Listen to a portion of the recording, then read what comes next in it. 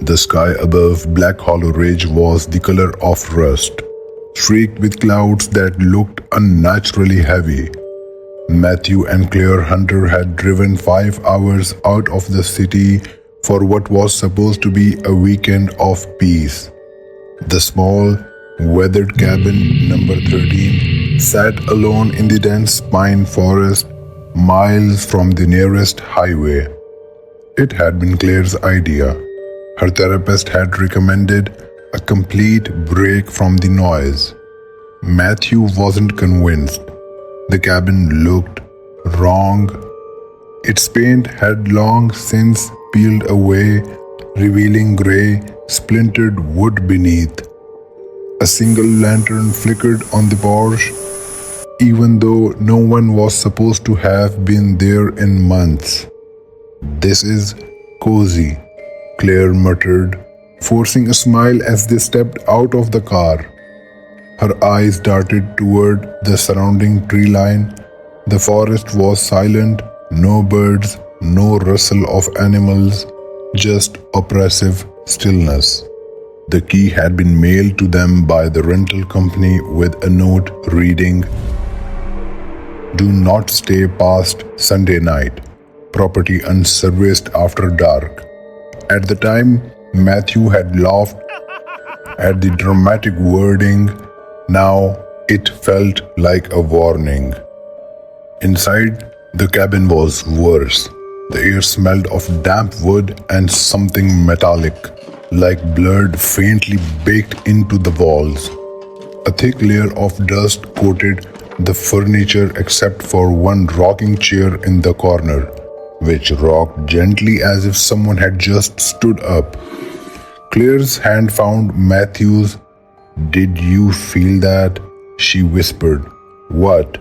he asked, scanning the room. "The floor. It was like something moved under it."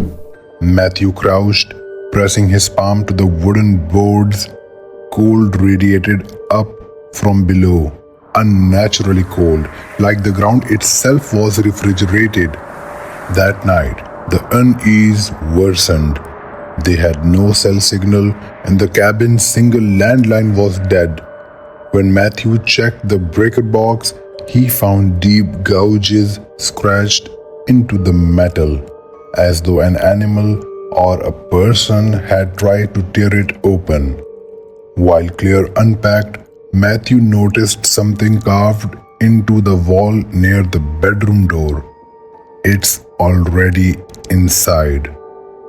The letters were jagged, uneven, as though carved by someone in a hurry or in fear. He didn't tell Claire. Instead, he turned on the old fireplace, trying to push away the chill creeping through his bones.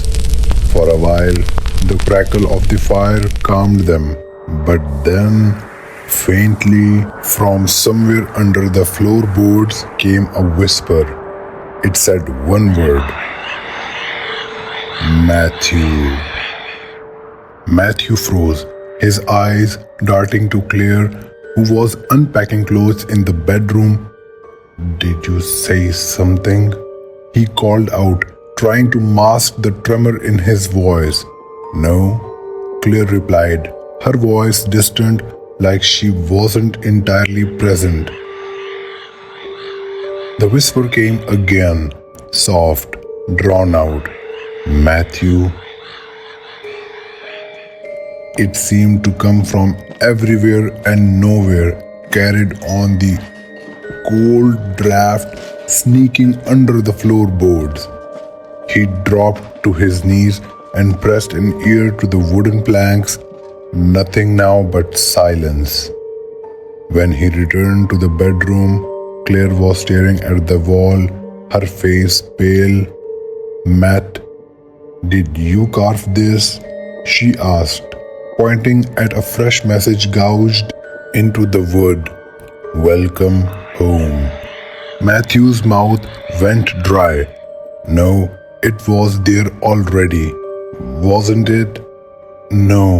She blinked slowly, then turned to him with eyes that didn't look like hers, slightly glazed, pupils dilated.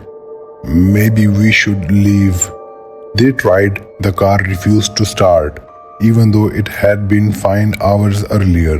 The forest, which had seemed unsettling before, now felt hostile.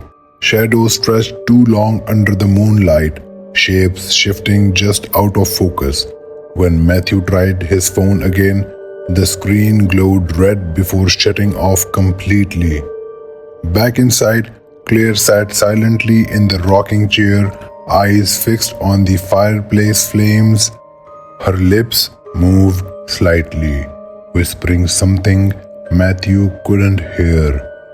"Claire?" He touched her shoulder. She snapped her head toward him so fast it made his stomach lurch.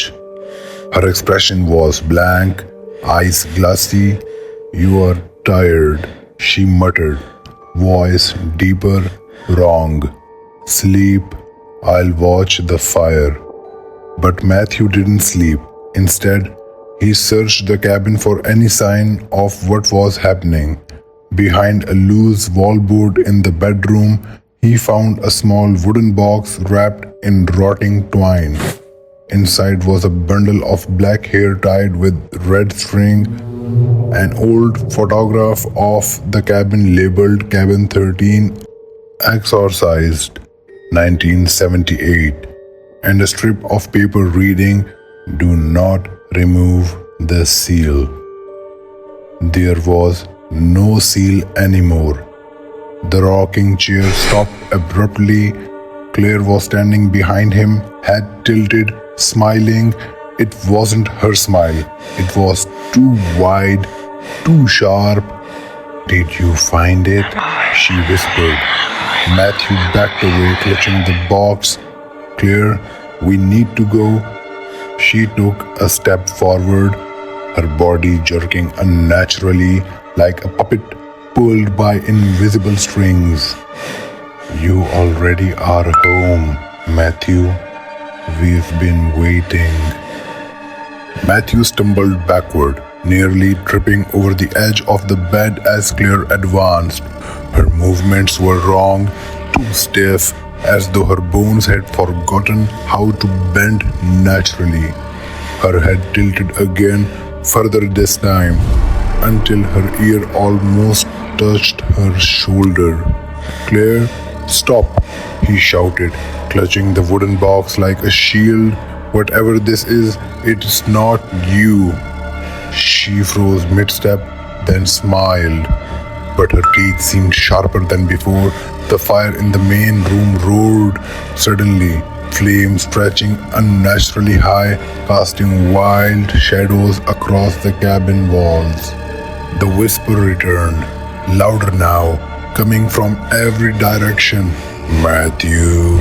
It was no longer a whisper but a chorus, dozens of voices layered over one another.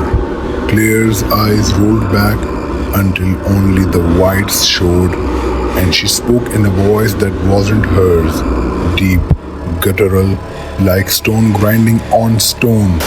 "You broke the seal." Matthew glanced at the open box. Inside, under the hair and photo, something small moved, a writhing mass of black, like a living shadow coiled tight.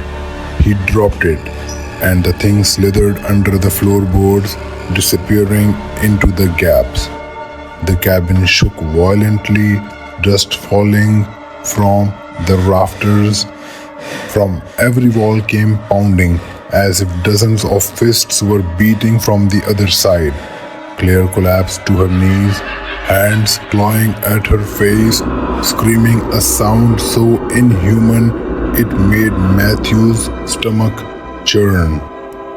He grabbed her, trying to shake her free of whatever had hold of her. "Fight it, Claire.